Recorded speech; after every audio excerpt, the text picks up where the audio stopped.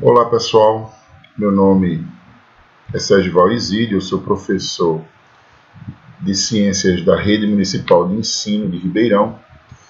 Estou aqui para dar continuidade ao projeto EducaLive e falar um pouquinho para os alunos, nossos alunos de Ciências do 7º ano. A gente vai falar um pouquinho sobre a atmosfera e a composição da atmosfera, o que compõe de fato a atmosfera. Mas antes disso, lembrar a vocês que ainda estamos no período de isolamento social, a gente ainda está no período de afastamento. Tenham muito cuidado, alguns estabelecimentos estão para ser reabertos aí, e esse segundo momento de reabertura ele é tão perigoso quanto o momento anterior. Eu costumo dizer que, lamentavelmente, as pessoas acabam esquecendo das informações que as autoridades de saúde, as autoridades sanitárias, vêm fazendo questão de disponibilizar para a população e, às vezes, acabam cometendo grandes equívocos, entendeu, pessoal? Então, vamos ficar em casa, tenham muito cuidado, só saiam de casa se realmente houver necessidade, tá bom? A gente vai falar um pouquinho sobre a atmosfera, sua composição, sua necessidade, a reação direta para isso. Primeira pergunta, eu poderia dizer assim, esse subsistema, esse sistema que acontece, essa formação, né, gasosa que acontece, protege o planeta. A importância dessa formação mantém, eu diria assim, o planeta protegido de uma maneira mais forte, eu poderia dizer.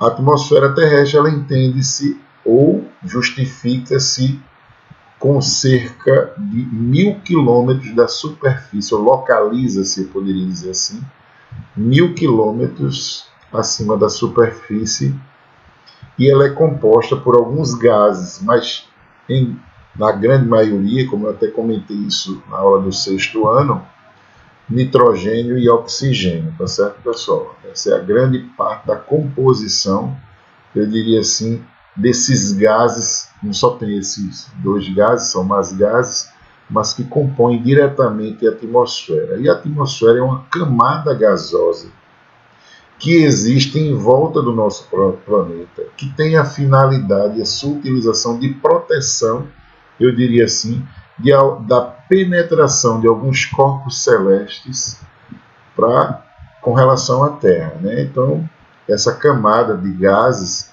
dá uma ideia de proteção. Inclusive, eu poderia dizer assim, que entre a atmosfera e a litosfera, ou a biosfera propriamente dita, que a gente vai ver esses subsistemas que eu já comentei com o pessoal do 6º ano, existe uma camada de um gás chamado ozônio que protege a Terra com relação aos raios do Sol. E a gente percebe que quando ela realiza um movimento de translação, que se aproxima mais do Sol, a intensidade dos dias de Sol, da luminosidade do dia é maior, esses raios podem ser mais prejudiciais, eu poderia dizer assim, à saúde humana. Então, a camada de ozônio, que é uma camada de gases também, um gás específico, acaba por protegendo a gente, protegendo a camada da biosfera propriamente dita, e está muito próxima ali à atmosfera. Então, assim, só para a gente entender o funcionamento de cada subsistema e que acaba tendo uma relação direta entre eles. A atmosfera é essa camada de ar formada por uma mistura de gases que protege a superfície terrestre, né, como eu acabei de mencionar, de forma a ser mantida em volta do planeta, ao redor do planeta, em uma distância, eu diria assim, de mais ou menos 1000 quilômetros com relação à biosfera propriamente dita, né? E aí a gente ela é composta predominantemente, e aí a gente tem uma distribuição mais gasosa do seu volume, oxigênio, nitrogênio, argônio, hélio, neônio, dióxido de carbono, seriam gases que compõem essa atmosfera. Ainda existem outros gases que eu não mencionei agora, tá bom? E aí a gente segue. A camada da atmosfera, por assim dizer, protege o próprio planeta, né, e divide outras camadas de subsistemas, que seriam troposfera, estratosfera, mesosfera, termosfera e exosfera. E aí a gente vê muito bem essa definição nessa, eu diria assim, nessa gravura, nesse desenho que a gente tem aí ao lado, a exosfera, né, a parte mais externa, a termosfera, a mesosfera, a estratosfera e a troposfera, que está mais próxima a gente ali da Terra propriamente dita. A troposfera é a camada mais importante para os estudos geográficos e também para a prática humana, né? Pois nela acontece a maioria dessas mudanças, desses fenômenos que nós chamamos de fenômenos meteorológicos, né? Como as chuvas e as variações de umidade, sua extensão, né? Aquela coisa normalmente. Sua extensão é de mais ou menos 15 km. Acima da troposfera, a gente encontra aí a estratosfera, que se estende normalmente em uma altitude de até 50 km. Sua importância também da troposfera abriga também essa história da camada de ozônio, como eu acabei mencionando para vocês, que é uma camada de gás protetora, né, contra os raios, a incidência, a filtragem desses raios solares propriamente dito. E aí a gente tem uma imagem, né, para que a gente possa ter uma compreensão melhor de onde se localiza exatamente a troposfera. E depois a gente tem a mesosfera. Dentro do lado direito vocês têm uma imagem que mostra direitinho essas camadas atmosféricas, da Terra, que são camadas de proteção. Eu poderia dizer assim, dentro dessa classificação de atmosfera de gases, não seria um subsistema propriamente dito, são camadas, né, de proteção atmosféricas. Vem aí a seguir a mesosfera, que a gente vê, que se estende normalmente em até 80 km. A gente está aí colocando a imagem fala 90, mas alguns cientistas comentam que são 80 km, mas dá uma média entre 80 e 90 mais ou menos, de altitude. E ela, na verdade, tem uma finalidade de intensidade de calor considerada média, relativa por conta da distância desses raios solares, e apresenta uma menor temperatura com relação às outras, temperatura atmosférica, né? Depois da mesosfera vem a termosfera, que chega a atingir 500 km de altitude. A importância para ela, para o ser humano, ela encontra-se, na verdade, com a intenção de abrigar alguns gases que ajudam a refletir e propagar ondas de rádio, né? Dentro dessa condição aí, a mesosfera acaba ajudando, como vocês estão vendo aí, essa distribuição, só para a gente ter uma ideia melhorada, né? E aí, em seguida, vem uma ideia do que a gente entende como pressão atmosférica, né? Para entender o que de fato acontece, eu poderia dizer que é exatamente a pressão atmosférica. Primeiro conceito de pressão. É uma pressão de uma força que é exercida sobre uma determinada área. Assim, a matéria que a gente trabalha muito com essa pressão atmosférica, que é física, que vocês vão ver no ensino médio, talvez a partir do 9º ano a gente já comece a mencionar alguma coisa nesse sentido, envolvendo algumas explicações científicas e que tem uma ideia de uma justificativa com cálculos matemáticos. Então, assim, a gente já tem essa formação de uma fórmula que seria mais ou menos essa pressão, que é igual a essa força, né, e essa dividida pela a ideia que a gente vai ter aí. Então, esse seria o cálculo utilizado para a gente ter um entendimento. Como a força é sempre medida em newtons, e vocês vão entender o nome desse cientista que deu a ideia dessa força, que é dada em unidade de área, costuma-se ser metro quadrado, a unidade de medida da pressão é em newtons por metro quadrado, também chamada de Pascal, de PA, né, que a gente vai explicar melhor lá na frente, quando começar a utilizar esses cálculos. E a gente tem uma explicação muito prática, muito lógica com relação a essa força dessa pressão. E o exemplo seria muito interessante. Normalmente as facas funcionam como exemplo para explicar melhor essa força, a pressão e a área que é exercida, e em que área é exercida essa pressão, né? E quando a gente fala assim, quanto mais fina for a faca, quanto mais ela tiver afiada, melhor será o seu corte. Não é assim? Parece lógico na prática, mas isso ocorre também porque a superfície de contato, seja ela de uma laranja, de uma maçã, de um pedaço de carne, passa a ser menor. E por isso, essa força exercida por nós com relação a essa pressão fica maior em contato com isso, porque a ponta dessa faca, ou o lado dessa faca mais afiado, vai exercer melhor essa pressão colocada por nós naquele objeto que a gente tem intenção de fazer o corte, seja uma maçã, seja uma laranja, seja um pedaço de carne, por aí vai.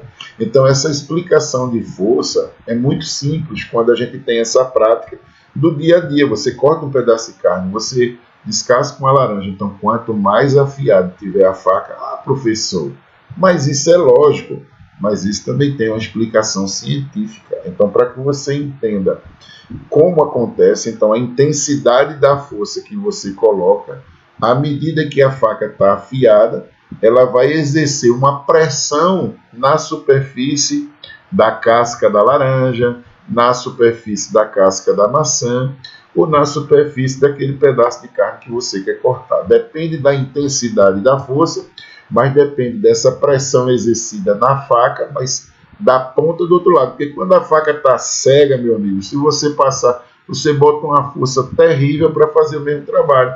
Mas quando a faca está bem afiada, no instante você fala, mas professor, isso é lógico que a gente já sabe disso. Lógico, é lógico, mas você não tinha a explicação científica por que acontecia. A pressão é a mesma, a força é a mesma, mas quando a faca está afiada, há um desenvolvimento dessa força e dessa pressão em menor intensidade do que quando essa faca está cega. E existe uma explicação científica por conta disso, tá bom? Então, dessa forma, a gente considera que o ar possui massa.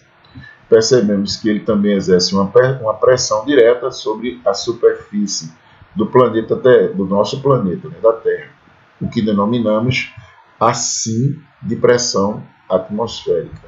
A única diferença com o exemplo dessa explicação é que a atmosfera não altera diretamente a superfície do contato daquele material que a gente está desempenhando a força, mantendo-se assim com a mesma altitude, dessa forma, não tem nenhuma alteração. Porém, à medida que as altitudes vão se alterando, também essa pressão sofre uma mudança.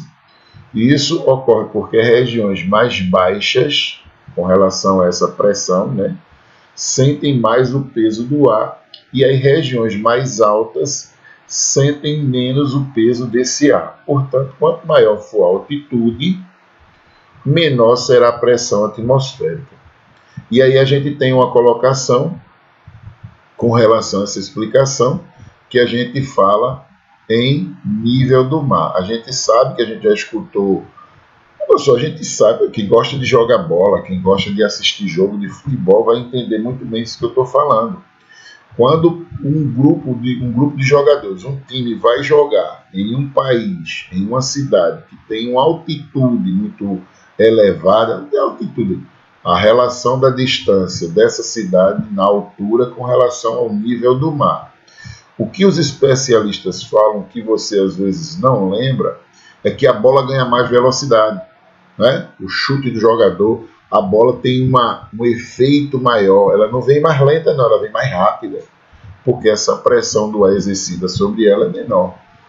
Bem como o oxigênio diminui, eu diria assim, a sua disponibilidade. Então o jogador, às vezes, ele dá um pique, ele desempenha, atua em uma velocidade que quando ele termina de correr, como ele não está habituado àquele ambiente, a não ser aquelas pessoas, aqueles jogadores que já moram ali, ele vai perceber que a quantidade de oxigênio para ele é mais reduzida. Então, essa pressão atmosférica tem um trabalho direto. E muitas vezes, muitos desses jogadores chegavam no passado, hoje mais não, porque os fisiologistas, os médicos, especialistas, sempre têm um tubinho de oxigênio ali do lado do campo. Quando ele começa a ficar tonto, porque está faltando aquele gás a mais, ele vai lá no oxigênio e dá uma controlada. Então, ele tem que dar uma corrida controlada. Então, a gente percebe que esses grupos de jogadores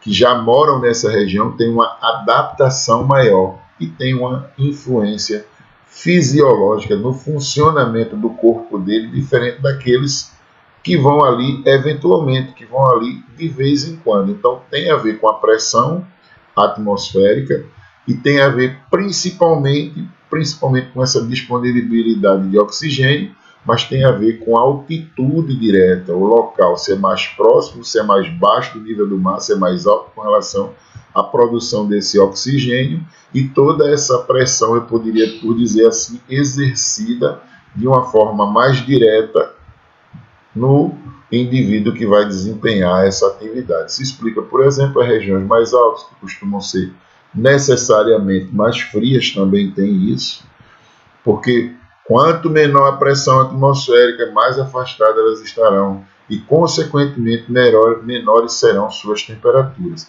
Gente, a gente sabe, as regiões mais altas são mais frias, mas a gente precisava dessa explicação científica para entender essa relação direta. A diferença dessa pressão atmosférica entre as diferentes áreas acabam possibilitando, eu poderia dizer assim, a circulação atmosférica e as variações de todo o clima ao longo do ano. Então, as cidades que se encontram em uma região mais alta, elas têm uma tendência a ser um pouco mais frias durante um período maior do ano, independente da proximidade, eu diria assim, dos movimentos de translação que a Terra exerce em torno do Sol, que determina a quantidade de dias do ano, independente disso. Então, quanto mais altas essas cidades se encontrarem, mais frias elas vão estar, e essa pressão, eu poderia por dizer assim, atmosférica,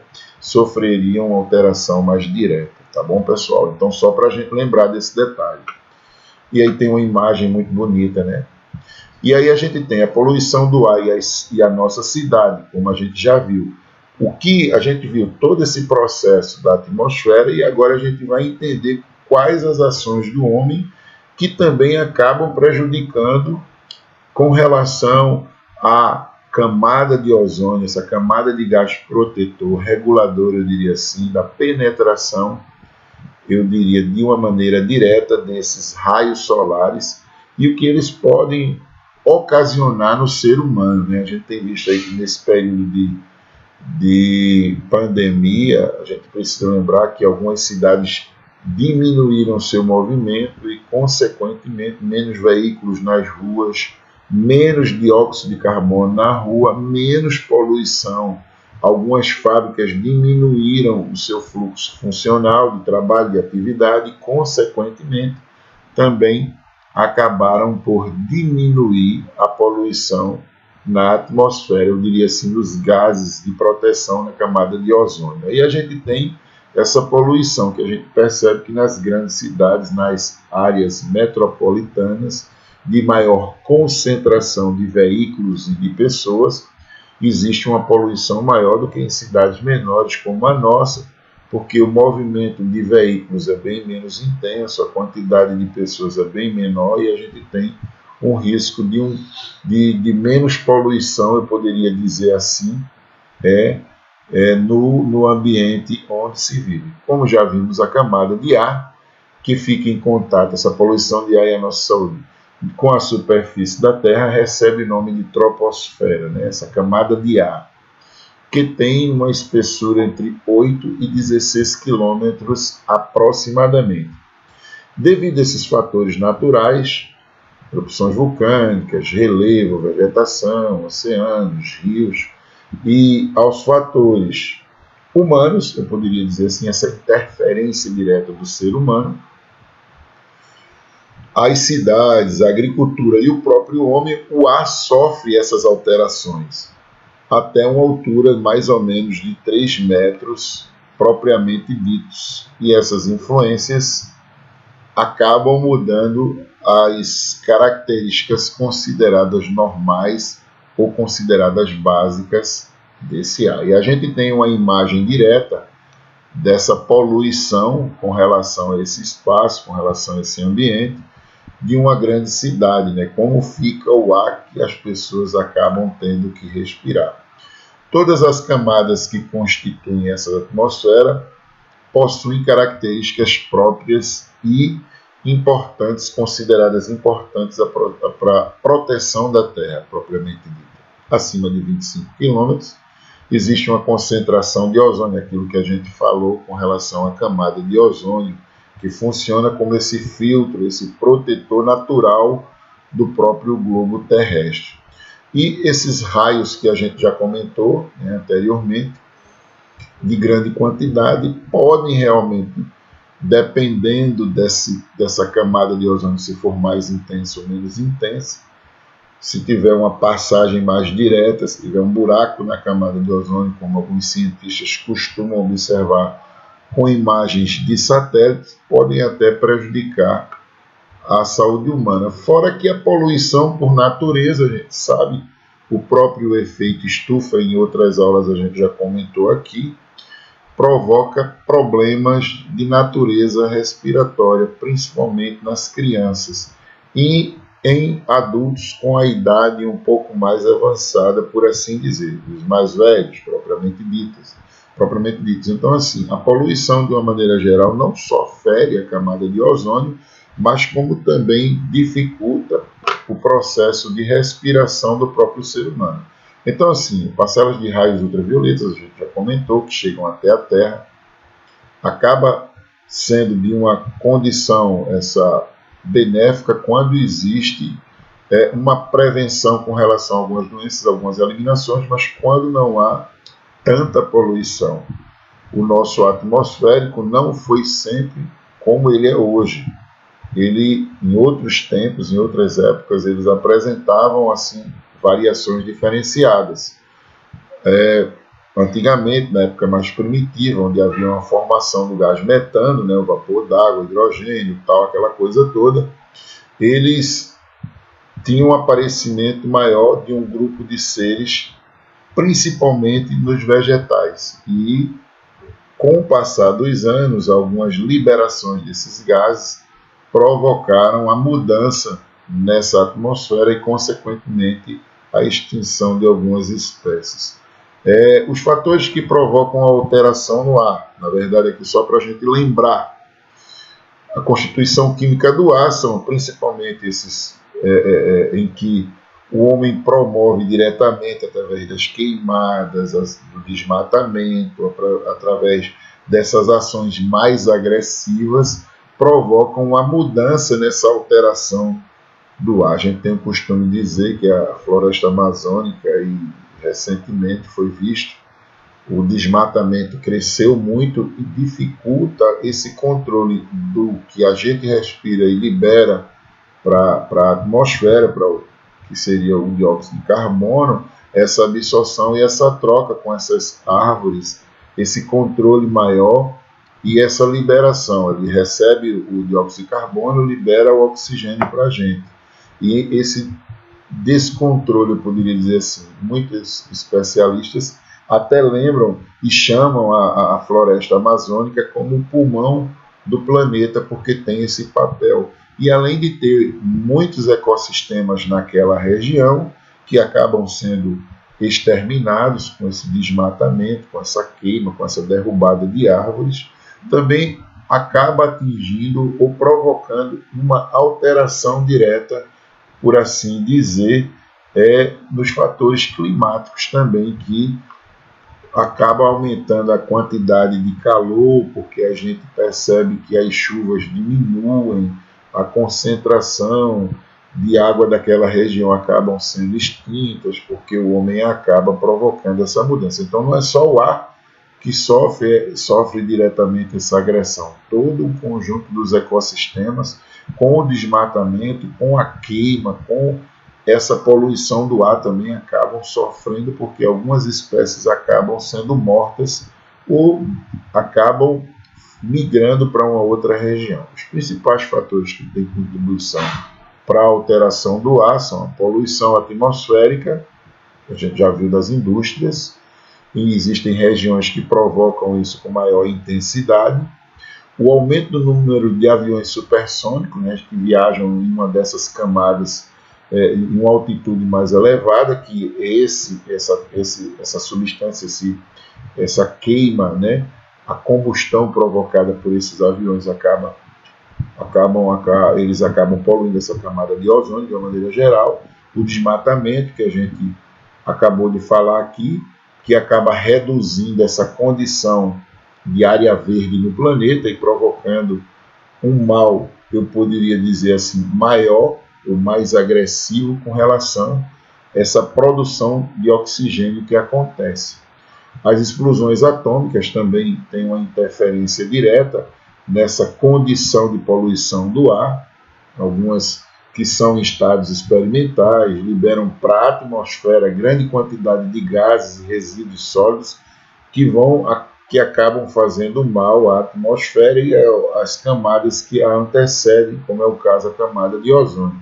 A poluição das indústrias e dos automóveis, como a gente falou, que acabam por consumir esse oxigênio que são liberados em grandes quantidades por ele, a gente acaba produzindo menos, porque a gente libera o monóxido de carbono, o dióxido de carbono, por conta dessa queima, o monóxido e o dióxido, e vão direto para a atmosfera, e com a derrubada, com o desmatamento, a gente percebe que existe um filtro menor, apesar de entendermos que a produção do oxigênio não acontece diretamente, não está relacionada diretamente nas árvores, está relacionada praticamente às algas que se encontram nos oceanos, mas elas funcionam como agente regulador, essas árvores. Recebem esse monóxido, recebem esse dióxido de carbono e transformam isso e jogam para a gente oxigênio de volta. Então, funcionam como agentes reguladores de fato e de direito. Então, a gente tem aí uma ideia direta de que essa poluição ela não é boa para nenhum tipo de vida que acontece ou que existe no nosso planeta, eu diria assim, na biosfera ou na litosfera, na troposfera, perdão, como todos vocês podem ter entendimento. Todos esses fatores, quando eles estão juntos, eles acabam colocando em risco esse equilíbrio que eu acabei de falar no próprio planeta, podendo assim provocar muitos desses fenômenos, o efeito estufa, essas chuvas mais intensas, em períodos menores de tempo, e uma desorganização, eu poderia dizer assim, nessas estações do ano, por consequência dessa poluição. Então a gente vai ficando por aqui. Eu trago agora uma imagem de uma cidade mais próxima a regiões metropolitanas, com uma intensidade de poluição, ou uma cidade que tem um conglomerado, eu poderia por assim dizer, de indústrias poluindo a atmosfera, e que as autoridades daquela região tomam pouca atitude com relação a isso, né, em nome desse famoso progresso. Vamos ficando por aqui, até a próxima aula. Tenham cuidado, se cuidem, e um grande abraço do professor